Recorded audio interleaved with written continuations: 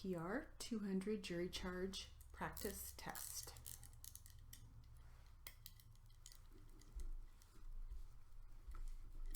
Ready? Here we go. The plaintiff's claim is that she was subjected to harassment based on her ethnicity or gender in violation of the Fair Employment and Housing Act, FEHA. To establish this claim, the plaintiff must prove all of the following by a preponderance of the evidence: that the plaintiff filed a verified complaint with the Department of Fair Employment and Housing, DFEH, that the plaintiff was an employee of the city, that the plaintiff was subjected to unwelcome harassing conduct because of her Hispanic ethnicity or female gender, that the harassing conduct was severe or pervasive, that a reasonable person in the plaintiff's circumstances would have considered the work environment to be hostile or abusive, that the plaintiff considered the work environment to be hostile or abusive, that the city or its supervisors or agents knew or should have known of the conduct and failed to take prompt and appropriate corrective action, that the plaintiff was harmed, and that the conduct was a substantial factor in causing the plaintiff's harm. The burden is on the plaintiff in a civil case such as this to prove every essential element of her claim by a preponderance of the evidence.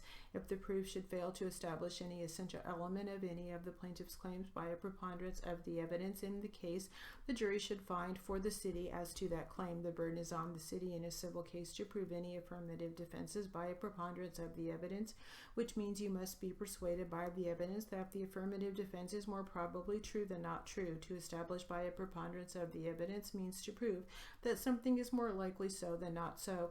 In other words, a preponderance of the evidence in the case means such evidence as, when considered and compared with that opposed to it, has more convincing force and produces in your mind's belief that what is sought to be proved is more likely true than not true.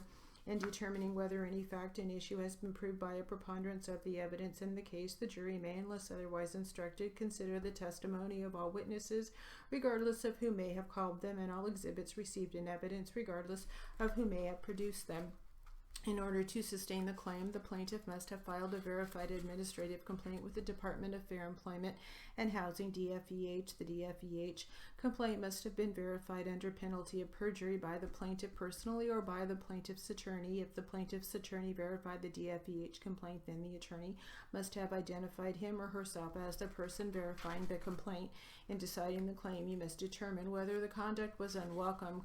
Conduct is considered unwelcome if it was not solicited or invited by the plaintiff and the plaintiff regarded it as undesirable or offensive. If the plaintiff invites, solicits, or participates in the hostile or abusive conduct, you may determine that conduct is not unwelcome and thus not harassment.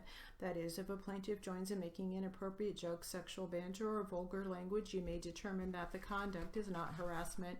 You should not consider any conduct to be harassing conduct unless that conduct was because of Hispanic ethnicity or female gender.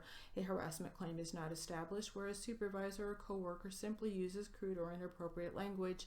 The Fair Employment and Housing Act, which prohibits harassment, is not a civility code and is not designed to rid the workplace of vulgarity.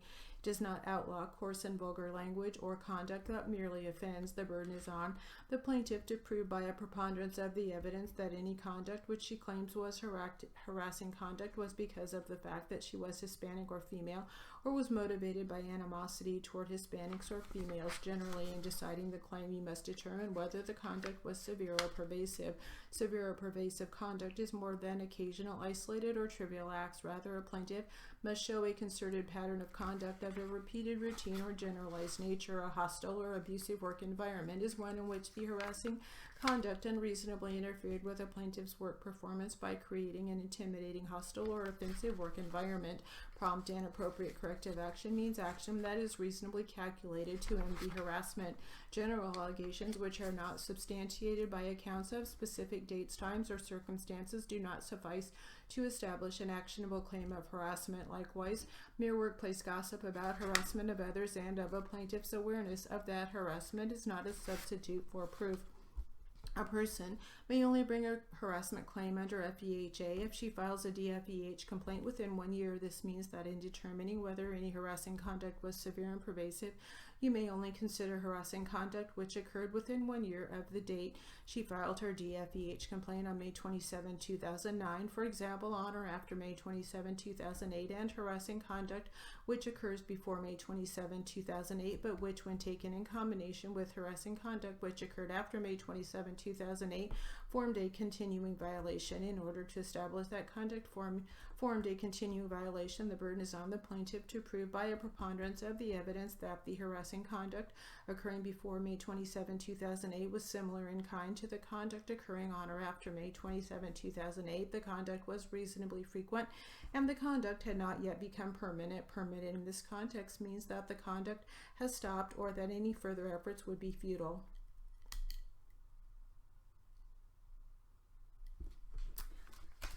All right, that will conclude our RPR 200 jury charge practice test.